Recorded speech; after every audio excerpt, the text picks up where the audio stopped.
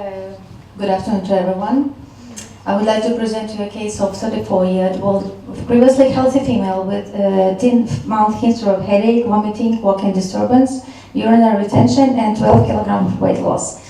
Her physical examination, she was hectic, pale, spastic, with truncal ataxia, bilateral papilla edema, with flame-shaped retinal hemorrhages.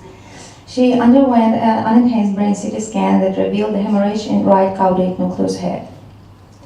Then she underwent an MRI, and first to FLAIR image we see patchy hyperintense lesions in subcortical white matter bilaterally. On SWI images we see multiple small hyperintense lesions in cortical subcortical areas. And to one after gadolinium injection we see pontiform irregular enhancement in the white matter and along perivascular spaces. And the first question is, what is the most likely diagnosis? First, multiple sclerosis, second, chronic hypertension, third, vasculitis, and four, multiple cavernomas.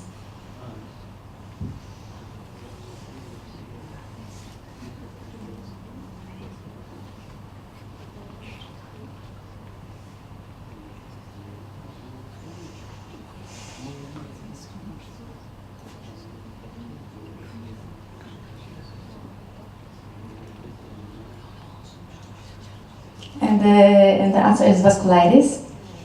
Nice. The second question, what is the next logical step to do? To perform DSA, digital subtraction angiography, to perform PET-CT, to perform brain biopsy, or we can start treatment with steroids.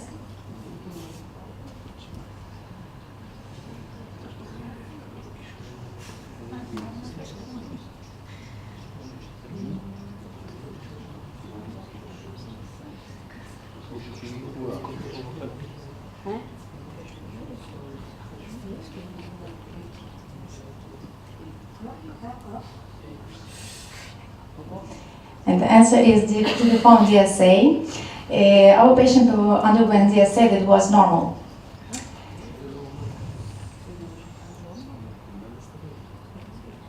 Further workup was wide and included laboratory findings, inflammatory diseases, ESR, CRP were normal, lumbar puncture was normal, laboratory to infection, it was Brucella, syphilis, and HIV were negative. Anti-antibodies were negative. She had normal physical exam, CBC count, and renal function tests. So the last question, so what could it be? First, reversible cerebral vasoconstriction syndrome, intravascular lymphoma, primary meningitis of CNS, and systemic lupus erythematosus.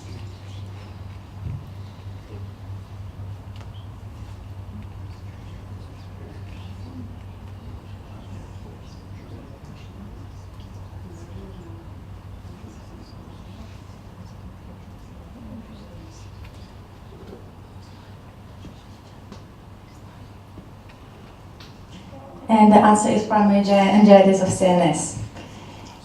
Okay, so the patient underwent brain biopsy that showed primary meningitis of CNS, a granulomatous type. She was treated successfully with steroids and cyclophosphamide with symptomatic improvement.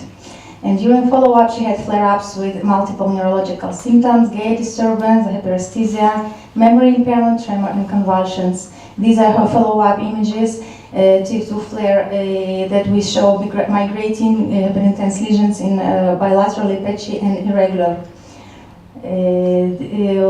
Some words about primary meningitis of CNS is an idiopathic inflammatory disease of medium size to small arteries that affects CNS or peripheral nervous system with no evidence of generalized inflammation.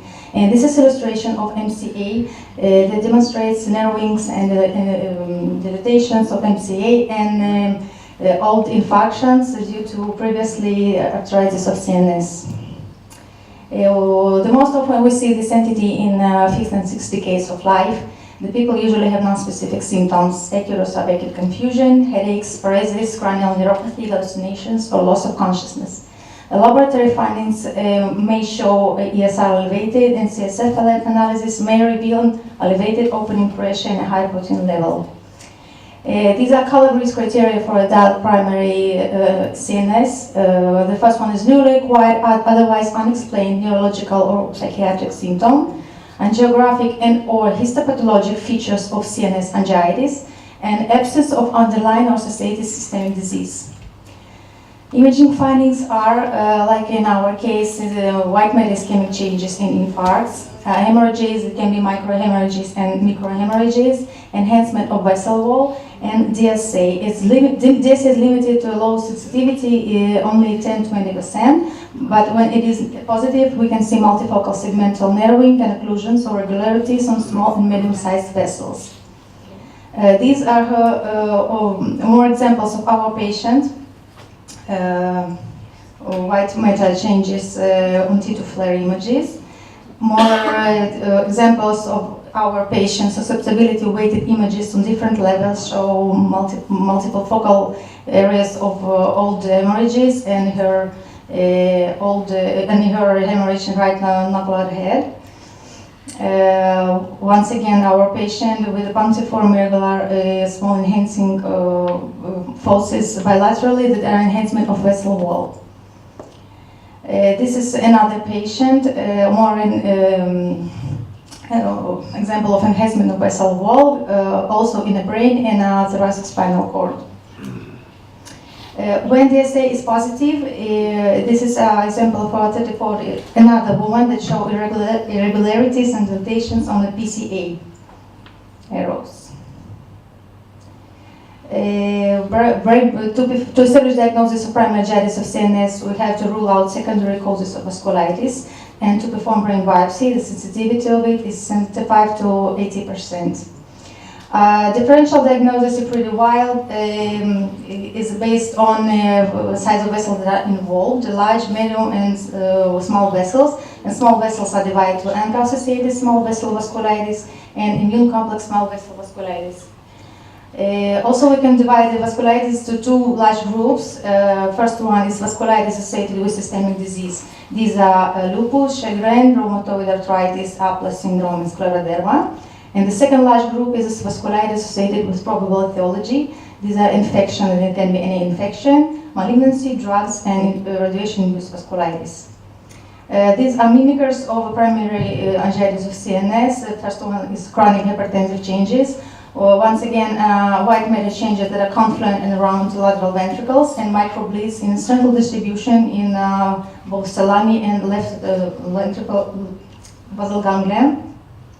This is an example of cerebral amyloid angiography, multiple susceptibility weighted image hypointense foci, and white matter changes. These microbleeds are in cortical, more peripheral distribution. Multiple cavernomas syndrome is the next one. We see multiple blooming artifacts on this WI and also cavernomas on T2-1 non-enhanced.